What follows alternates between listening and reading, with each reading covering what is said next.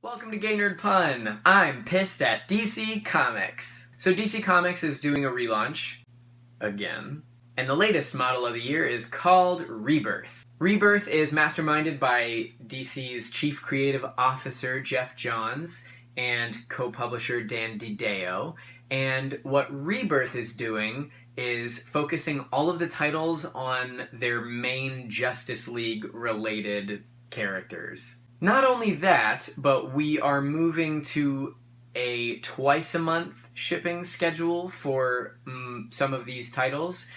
And in addition to that, a lot of these series are tied in together. So we're seeing Superman show up in like 5 different series multiple times a month. It's kind of insane. And what it seems like they're doing is focusing on the characters that are furthering their new fancy film franchise. Which I'm actually excited about the films. That is a totally different story. I'm thrilled with it. But DC Comics used to keep their comics separate and allow themselves the creativity to tell whatever stories they wanted.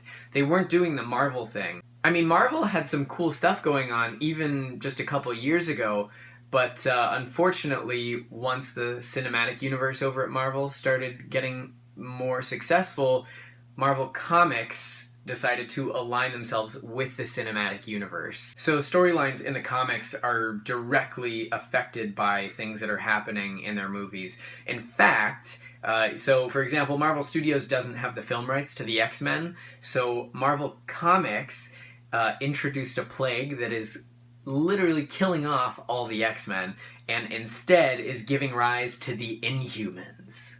The Inhumans are basically the X-Men, they just weren't born with their powers, they acquired them later. So it still lets Marvel tell these superhero stories without having to promote a franchise that they don't own the film rights to. Marvel, I see you, girl.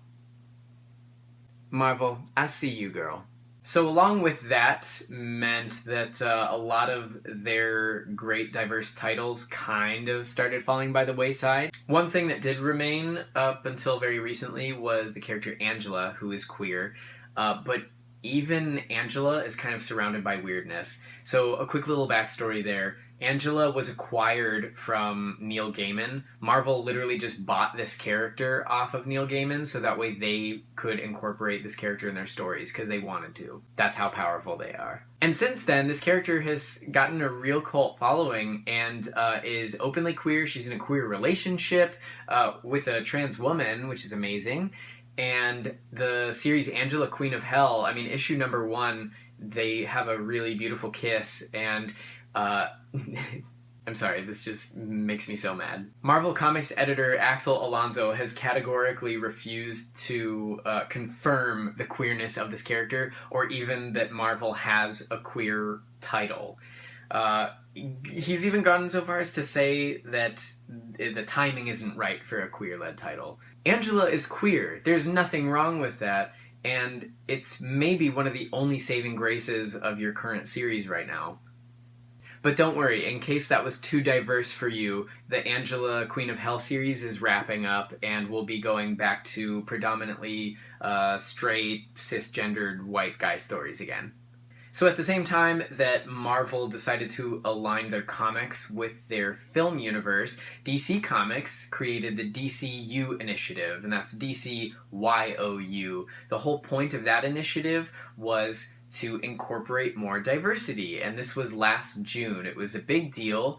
Unfortunately, the sales didn't do that well, and because the sales took a hit, they decided to pull the plug on the project. Out of that project came a Midnighter series, and Midnighter was originally a Wildstorm character and got absorbed into the DC universe.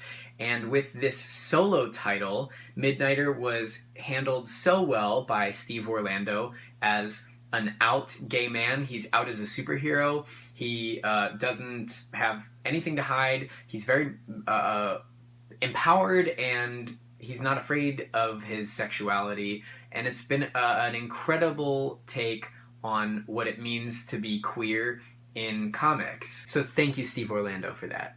Now, with the announcement of Rebirth focusing on the hardcore Justice League characters, it's not a huge surprise that Midnighter and other side characters are being canceled, but it's a huge bummer because I really feel like DC used to lead the way. I mean, this is a comic book company who, back in 91, had the Pied Piper come out to The Flash as gay.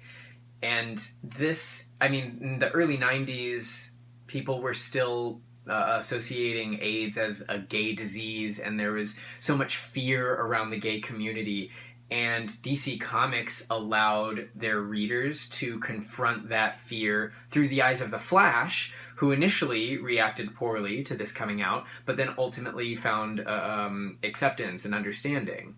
And I mean, even as recently as just a couple years ago, Gail Simone introduced the first transgender character in a mainstream comic book of Alicia Yeoh in the Batgirl series, which is amazing. So it made perfect sense that DC would launch this initiative to incorporate even more diversity. So what happened?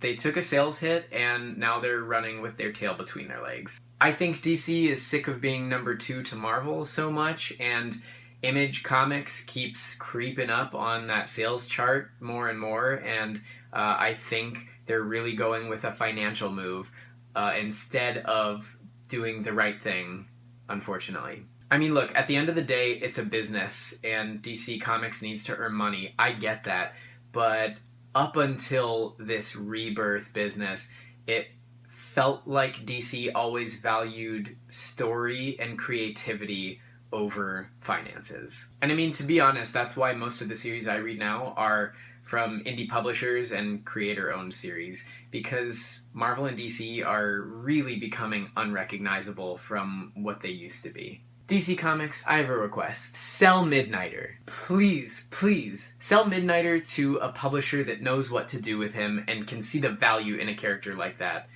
Because unfortunately what it seems like is you're just kind of keeping him and these other queer side characters just to have in your back pocket, so that when people accuse you of not being diverse enough, you can flaunt them and say, well, we have some, but that's just not good enough anymore.